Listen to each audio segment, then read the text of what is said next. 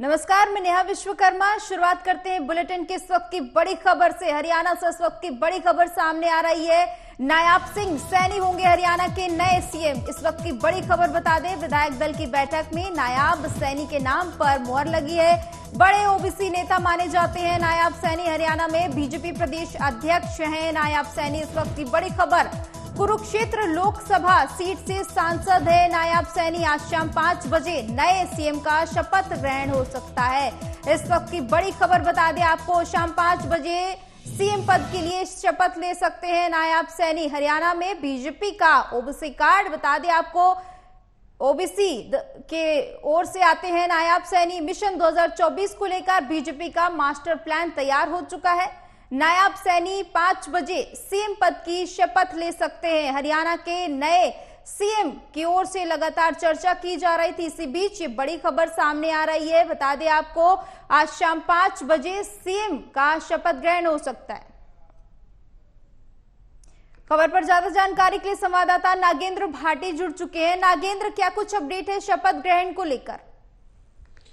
बिल्कुल नेहा, देखिए अब नायब सिंह सैनी जो हैं वो नए मुख्यमंत्री के तौर पर 5 बजे शपथ लेंगे और इसी के साथ जो नया मंत्रिमंडल है यानी कुछ नए मंत्री भी शपथ लेंगे, क्योंकि पुराना मंत्रिमंडल इस्तीफा दे चुका है मनोहर लाल खट्टर के साथ। तो नायब सिंह सैनी खुद मुख्यमंत्री के तौर पर शपथ लेंगे, उनके साथ कुछ एमएलए मंत्री पद की शपथ लेंगे और बाद में हो सकता है कि विस्तार भी मंत्रिमंडल का हो।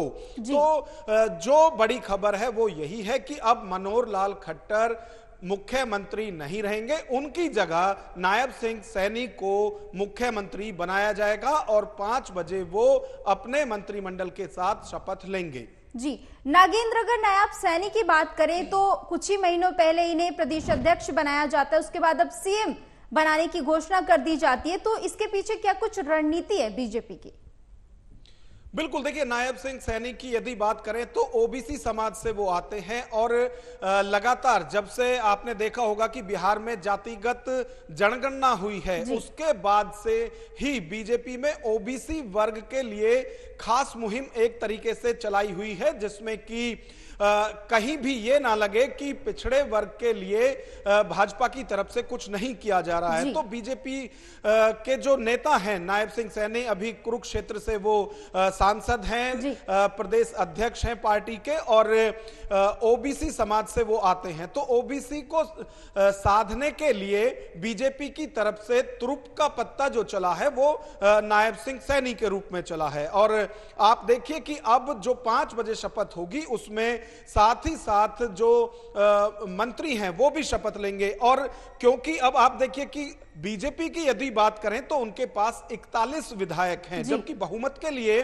46 विधायक चाहिए होते हैं। तो गोपाल कांडा और कुछ निर्दलीय जो विधायक हैं उनका समर्थन उनको है। तो अब आप देखिए कि जो इंडिपेंडेंट एमएलए हैं उनकी किस्मत खुलने जा रही है। अब उसमें किस किस को मौका मिलता है ये देखने वाली बात होगी। लेकिन आप देखें जो इतिहास है हरियाणा का, तो वहां कोई भी गठबंधन की सरकार आज तक 5 साल पूरे नहीं कर पाई है। और आप देखिए कि अभी अक्टूबर नवंबर में ही चुनाव होने हैं विधानसभा के, उससे पहले एक झटका तो गठबंधन की सरकार को लग चुका है। लेकिन अभी क्या आने वाले दिनों में ये सरकार पूरा अपना कार्यकाल कर पाएगी? क्योंकि इतिहास ऐसा नहीं रहा है हरियाणा का कि कोई भी गठबंधन सरकार वहां 5 साल पूरे कर पाई हो। यदि आप सन 2000 से पहले जाएंगे,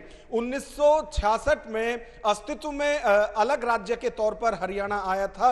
उसके बाद से आप देखिए जो पहले मुख्यमंत्री बने थे भगवत दयाल शर्मा, वो मात्र 13 दिन में उनकी सरकार गिर गई थी और उनकी जगह ब्रजेंद्र सिंह को मुख्यमंत्री बनाया गया था। उसी तरह से बीच में आप देखिए कि जब आपातकाल आया था तो उसके बाद जो भी गठबंधन की वहां सरकारें बनी हैं, किसी ने 5 साल छोड़िए आप जो ओम प्रकाश चौटाला हैं 6 महीने में 3 बार मुख्यमंत्री बने थे, एक बार 13 दिन के लिए, एक बार 5 दिन के लिए, तो 5-5 दिन का मुख्यमंत्री भी हरियाणा के अंदर रहा है, ये इतिहास उसका रहा है। लेकिन आप जैसे ही 2000 के बाद जाएंगे तो जो फिर सरकारें बनी हैं उन्होंने 5 साल का वक्त जरूर पूरा किया है, लेकिन ये पहली ऐसी सरकार होगी गठबंधन की यदि 5 साल पूरे करती है सरकार, तो जिसने पूरा कार्यकाल किया होगा। लेकिन अभी भी भले ही सरकार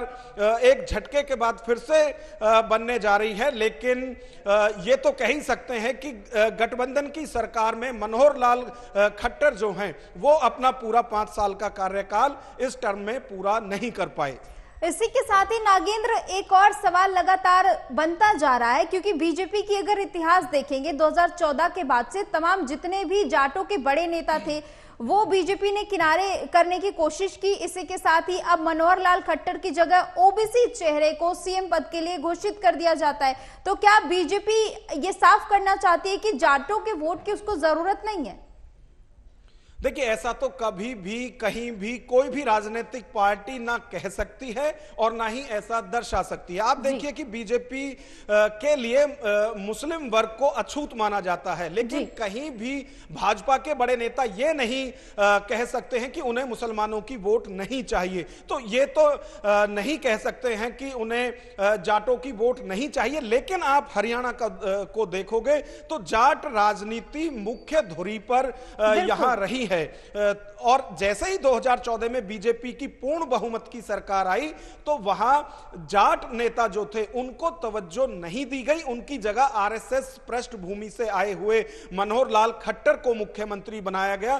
तो इस चीज से, और दूसरा जब खट्टर मुख्यमंत्री बने और उसके बाद जाट आंदोलन हुआ तो उसके बाद से और ज्यादा जाट समुदाय जो है वो बीजेपी से हरियाणा के अंदर दूरी बनाता हुआ दिखाई दिया था। लेकिन जिस तरह से जेजेपी के साथ गठबंधन हुआ और सरकार बनी तो एक कोशिश की गई थी कि हो सकता है कि इससे जाट समुदाय को साधा जा सके, लेकिन बात घूम फिरकर फिर वहीं आई। और अब लोकसभा चुनाव क्योंकि बिल्कुल नजदीक है तो ऐसे में जेजेपी ने अपना समर्थन वापस ले लिया है। और अब जेजेपी के जो नेता हैं, चाहे दुष्यंत चौटाला हो, अजय चौटाला हो, वो जब लोकसभा चुनाव में पब्लिक के बीच में जाएंगे तो वो कह सकते हैं कि हमने तो समय रहते हुए ही बीजेपी से अपना जो गठबंधन है वो तोड़ लिया था। तो वो वोट मांगने के लिए उन्हें इसमें सहजता होगी। तो राजनीति हर तरफ से इसमें की जा रही है। अब फिलहाल सिर्फ सुखद जो बात है वो ये है कि यहां सरकार बचाने में भाजपा कामयाब रही है और नायब सिंह सैनी जो हैं वो अब नए मुख्यमंत्री के तौर पर आज शाम 5 बजे शपथ लेने जा रहे हैं। बहुत बहुत शुक्रिया नागेंद्र ज्यादा जानकारी के लिए।